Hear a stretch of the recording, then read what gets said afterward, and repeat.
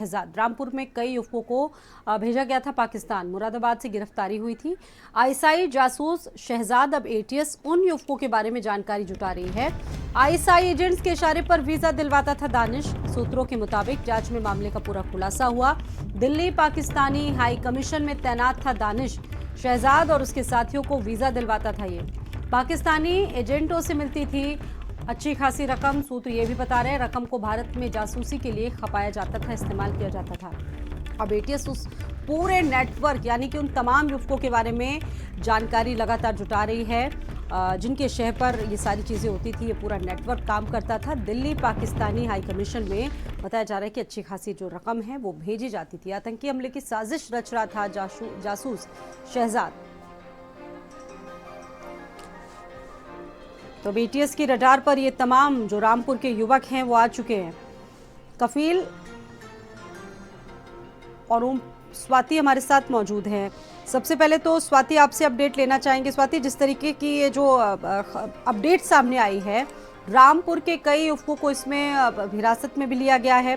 पाकिस्तानी जो कनेक्शन है वो खंगाले जा रहे हैं, और क्या अपडेट है इसको लेकर अभी?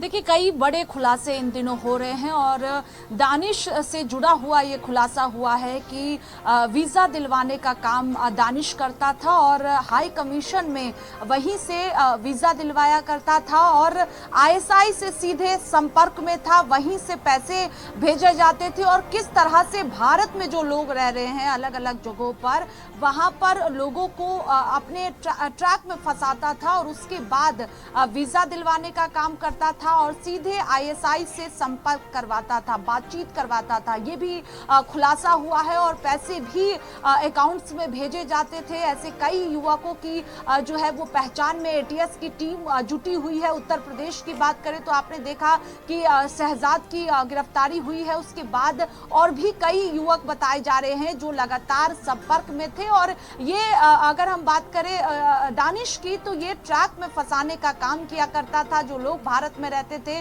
और वहीं से बैठकर हाई कमीशन से बैठकर साजिश रचता था। और इससे पहले भी आपने देखा था कि जब पहलगाम में आतंकी हमला हुआ, उसके बाद जो वीडियो केक वाला सामने आया था, उसमें भी जो तस्वीर आई वो दानिश की ही बताई जा रही थी। और उसके बाद अब जिस तरह से लगातार बड़े खुलासे हो रहे हैं वो अपने आप में चौंकाने वाले हैं और कई युवकों की तलाश में एटीएस की टीम है, क्योंकि जानकारी आ रही है कि अलग अलग पूरे नेटवर्क का पता लगा रही है एटीएस। और अब तमाम जो आईएसआई एजेंट हैं वो अब इसकी कहा जा सकता है कि रडार पर आ चुके हैं। लखनऊ से हमारे साथ कफील भी जुड़े हुए हैं। कफील, आपके पास लखनऊ से क्या जानकारी है? रामपुर का जिक्र इसमें बार बार हो रहा है।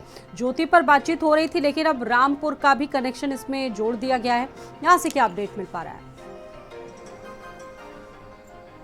देखिए, शहजाद की गिरफ्तारी भले मुरादाबाद से हुई हो, लेकिन वो रामपुर का रहने वाला था।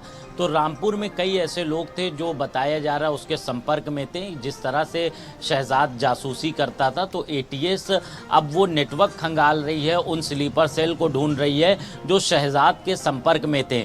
शहजाद का काम था पाकिस्तान को खुफिया जानकारी देना। ये तमाम ऐसी चीज़ें सामने निकल कर आई हैं।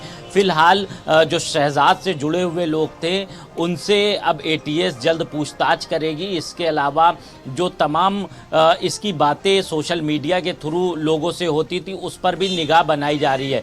जिस तरह से ऑपरेशन सिंदूर के बाद से लगातार जो देश के अंदर रहकर खुफिया जानकारियां पाकिस्तान और आईएसआई को दे रहे थे, उनके खिलाफ एक तरह से अभियान चलाया जा रहा है और ऐसे गद्दारों को ढूंढा जा रहा है।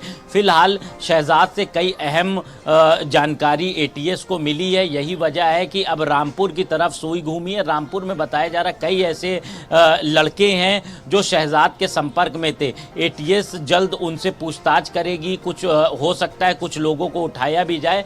अब देखना ये होगा और कितने स्लीपर सेल जो आईएसआई के संपर्क में हैं वो गिरफ्तार होते हैं। जी, बहुत धन्यवाद आप दोनों का ही। स्वाति आपका भी और कफील आपका भी धन्यवाद। बढ़ते आगे लखीमपुर में